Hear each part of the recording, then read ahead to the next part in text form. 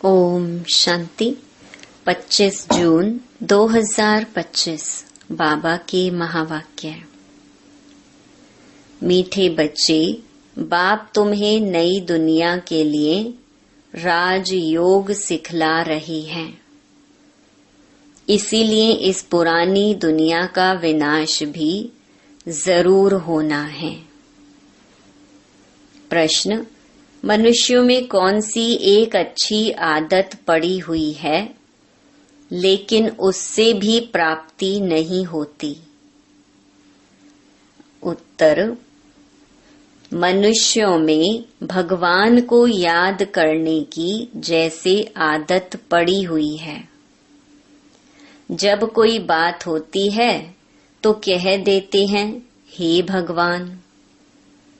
सामने शिवलिंग आ जाता है, लेकिन पहचान यथार्थ ना होने के कारण प्राप्ति नहीं होती है। फिर कह देते, सुख दुख सब वही देता है। तुम बच्चे अभी ऐसे नहीं कहेंगे। ओम शांति। बाप जिसको रचता कहा जाता है, किसका रचता? नई दुनिया का रचता। नई दुनिया को कहा जाता है स्वर्ग व सुख धाम। नाम कहते हैं परंतु समझते नहीं हैं। श्री कृष्ण के मंदिर को भी सुख धाम कहते हैं। अब वह तो हो गया छोटा मंदिर। श्री कृष्ण तो विश्व का मालिक था। बेहद के मालिक को जैसे कि हद का मालिक बना देते हैं। श्री कृष्ण के छोटे से मंदिर को सुखधाम कहते हैं। बुद्धि में यह नहीं आता कि वह तो विश्व का मालिक था, भारत में ही रहने वाला था। तुमको भी पहले कुछ पता नहीं था। बाप को तो सब कुछ पता है। वह सृष्टि के आदि मध्य अंत को जानते हैं। अभी तुम बच्चे जानते हो। दुनिया में तो यह भी किसको पता नहीं है, ब्रह्मा विष्णु शंकर कौन है। शिव तो है ऊंच ते ऊंच भगवान। अच्छा, फिर प्रजापिता ब्रह्मा कहाँ से आया? है तो मनुष्य ही। प्रजापिता ब्रह्मा तो जरूर यहाँ ही चाहिए ना, जिससे ब्राह्मण पैदा हो। प्रजापिता माना ही मुख से एडॉप्ट करने वाला। तुम हो मुख वंशावली। अब तुम जानते हो कि कैसे ब्रह्मा को बाप ने अपना बनाकर मुख वंशावली बनाया है। इनमें प्रवेश भी किया, फिर कहा कि यह हमारा बच्चा भी है। तुम जानते हो ब्रह्मा नाम कैसे पड़ा, कैसे पैदा हुआ, यह और कोई नहीं जानते हैं। सिर्फ महिमा गाते हैं कि परमपिता परमात्मा ऊंच ते ऊंच है, परंतु यह कोई की बुद्धि में नहीं आता कि ऊंच ते ऊंच बाप है। हम सभी आत्माओं का वह पिता है। वह भी बिंदु रूप ही है। उनमें सृष्टि के आदि मध्य अंत का ज्ञान है। यह नॉलेज भी तुमको अभी मिली है। पहले जरा भी यह ज्ञान नहीं था। मनुष्य सिर्फ कहते रहते हैं ब्रह्मा विष्णु शंकर, परंतु जानते कुछ भी नहीं। तो उन्हों को ही समझाना है। अभी तुम समझदार बने हो। जानते हो कि बाप ज्ञान का सागर है, जो हमको ज्ञान सुनाते हैं, पढ़ाते हैं। यह राजयोग है ही सतयुग नई दुनिया के लिए।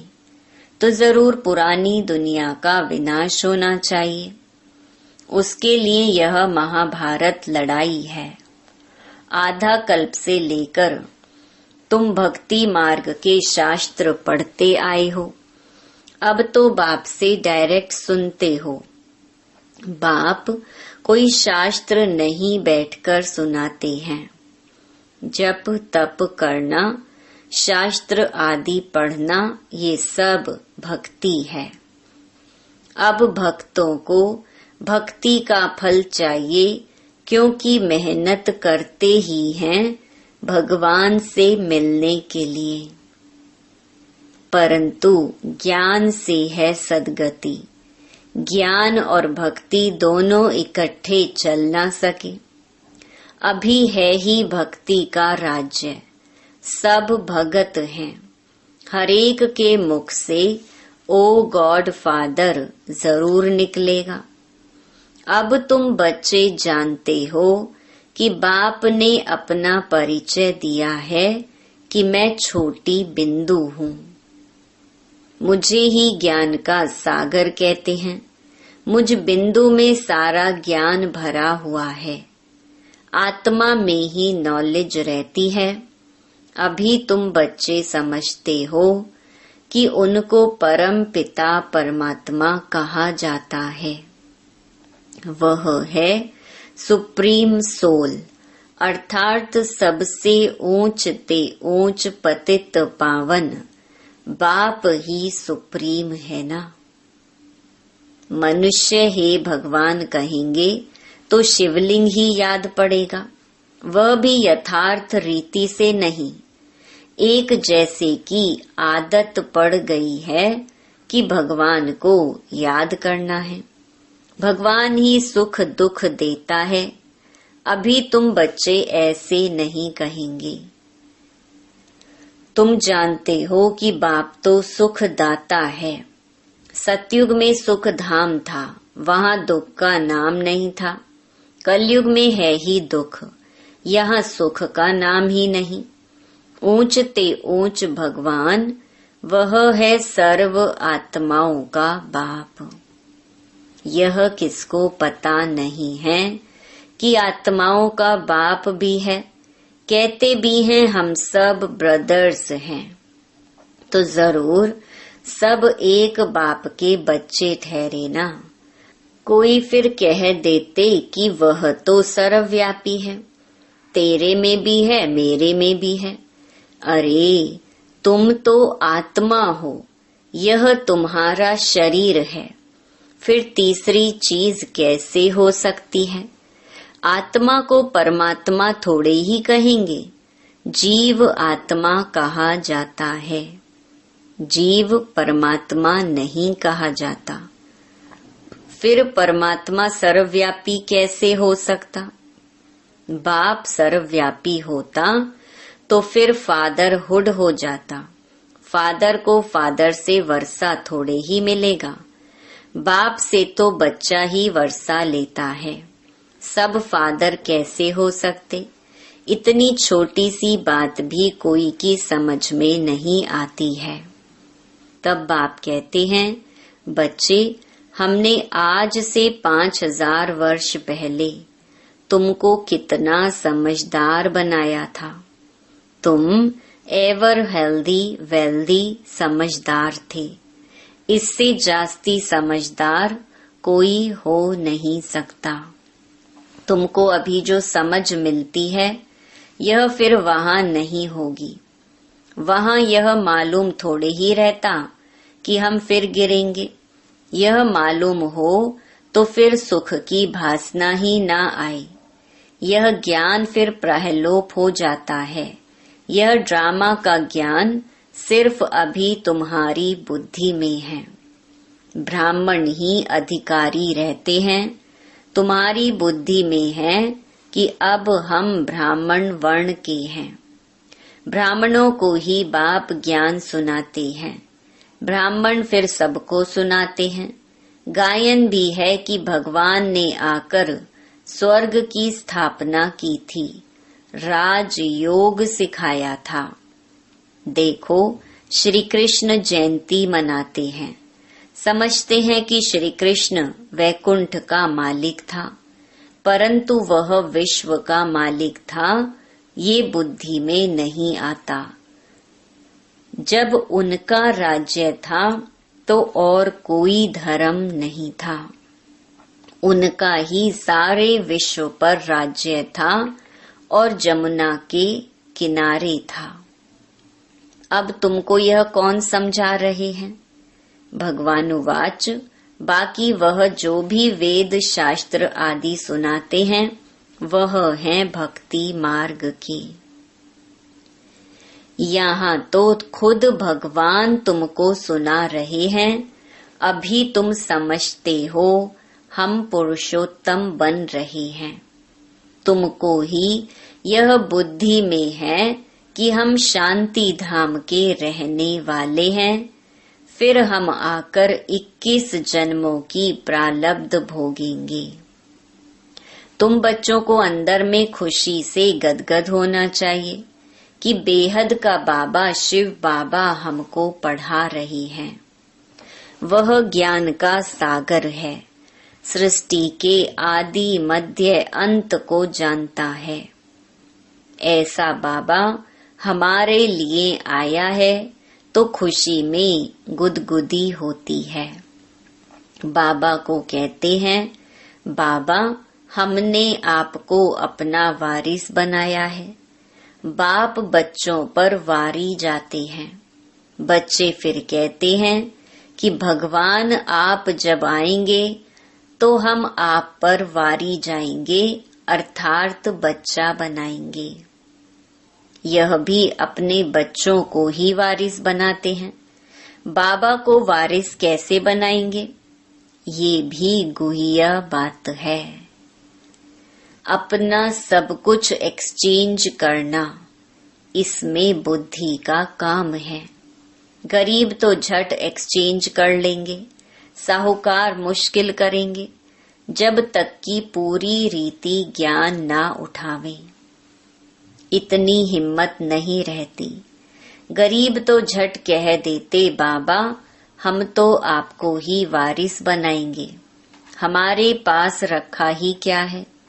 वारिस बनाकर फिर शरीर निर्वाह भी अपना करना है।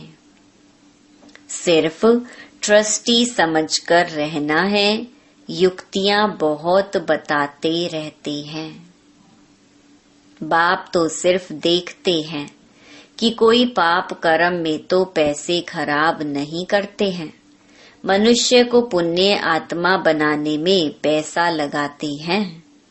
सर्विस भी कायदे सिर करते हैं। यह पूरी जांच करेंगे, फिर सब राय देंगे।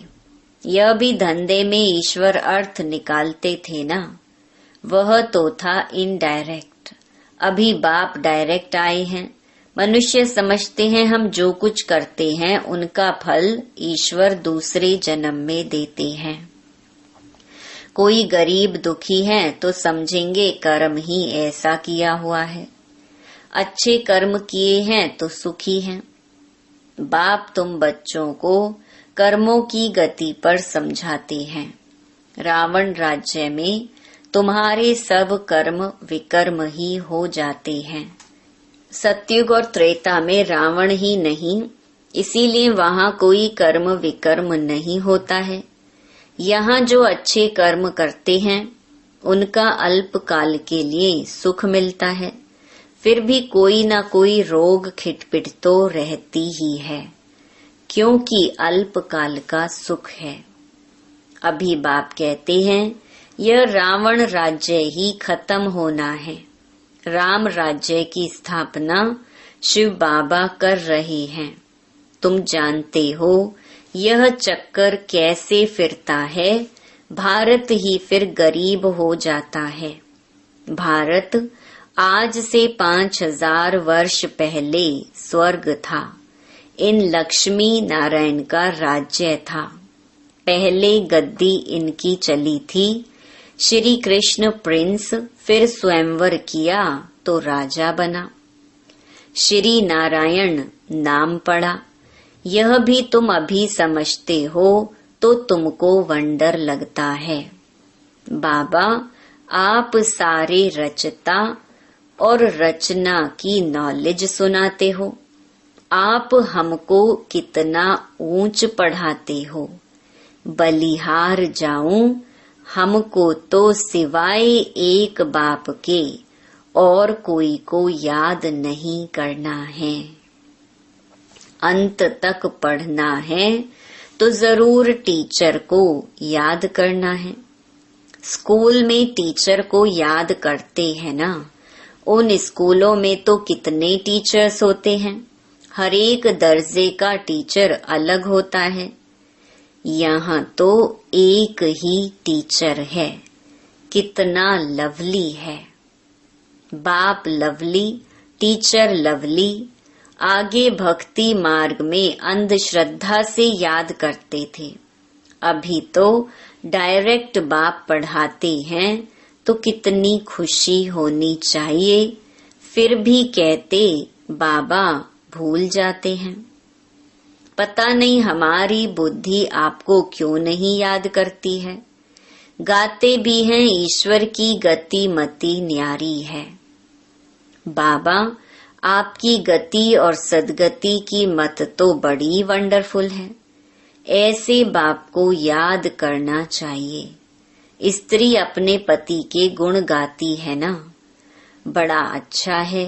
यह उनकी प्रॉपर्टी है, अंदर में खुशी रहती है ना। यह तो पतियों का पति बापों का बाप है। इनसे कितना हमको सुख मिलता है और सबसे तो दुख मिलता है। हाँ, टीचर से सुख मिलता है क्योंकि पढ़ाई से इनकम होती है। गुरु हमेशा किया जाता है वानप्रस्थ में। बाप भी कहते हैं मैं वानप्रस्थ में आया हूँ। यह भी वानप्रस्थी, मैं भी वानप्रस्थी। यह सब मेरे बच्चे भी वानप्रस्थी हैं। बाप टीचर गुरु तीनों ही इकट्ठे हैं। बाप टीचर भी बनते हैं, फिर गुरु बन साथ ले जाते हैं। उस एक बाप की ही महिमा है। यह बातें और कोई शास्त्र आदि में नहीं है। बाबा हर बात अच्छी रीति समझाते हैं। इनसे ऊंची नॉलेज कोई होती नहीं, ना जानने की दरकार रहती है। हम सब कुछ जानकर विश्व के मालिक बन जाते हैं और जास्ती क्या करेंगे। बच्चों की बुद्धि में यह हो तब खुशी में और उसी याद में रहे। पुण्य आत्मा बनने के लिए याद में जरूर रहना चाहिए। माया का धर्म है तुम्हारे योग को तोड़ना। योग में ही माया विघ्न डालती है। भूल जाते हो, माया के तूफान बहुत आते हैं। ये भी ड्रामा में नोंद है। सबसे आगे तो यह है, तो इनको सब अनुभव होते हैं। मेरे पास जब आए तब तो सबको समझाऊं ना। ये सब माया के तूफान आएंगे। बाबा के पास भी आते हैं, तुमको भी आएंगे। माया का तूफान ही ना आए, योग लगा ही रहे तो कर्मातीत अवस्था हो जाए। फिर हम यहाँ रह ना सके। कर्मातीत अवस्था हो जाएगी तो फिर सब चले जाएंगे। शिव की बारात गाई हुई है ना। शिव बाबा आए तब हम सब आत्माएं जाएं। शिव बाबा आते ही हैं सबको ले जाने। सतयुग में इतनी आत्माएं थोड़े ही होंगी। अच्छा, मीठे मीठे सिके लधे बच्चों प्रति मात पिता बाप दादा का याद प्यार और गुड मॉर्निंग। रूहानी बाप की रूहानी बच्चों को नमस्ते। धारणा के लिए मुख्य सार। पहला, शिव बाबा को अपना वारिस बनाकर सब कुछ एक्सचेंज कर देना है। वारिस बनाकर शरीर निर्वाह भी करना है, ट्रस्टी समझकर रहना है। पैसे कोई भी पाप कर्म में नहीं लगाने हैं। दूसरा, अंदर खुशी में गुदगुदी होती रहे कि स्वयं ज्ञान का सागर बाबा हमको पढ़ा रहे हैं। पुण्य आत्मा बनने के लिए याद में रहना है, माया के तूफानों से डरना नहीं है। वरदान, सत्यता के आधार पर एक बाप को प्रत्यक्ष करने वाले निर्भय अथॉरिटी स्वरूप भव। सत्यता ही प्रत्यक्षता का आधार है। बाप को प्रत्यक्ष करने के लिए निर्भय और अथॉरिटी स्वरूप बनकर बोलो, संकोच से नहीं। जब अनेक मत वाले सिर्फ एक बात को मान लेंगे कि हम सबका बाप एक है और वही अब कार्य कर रहे हैं, हम सब एक की संतान एक हैं और यह एक ही यथार्थ है, तो विजय का झंडा लहरा जाएगा। इसी संकल्प से मुक्ति धाम जाएंगे और फिर जब अपना अपना पार्ट बजाने आएंगे तो पहले यही संस्कार इमर्ज होंगे कि गॉड इज वन। यही गोल्डन एज की स्मृति है।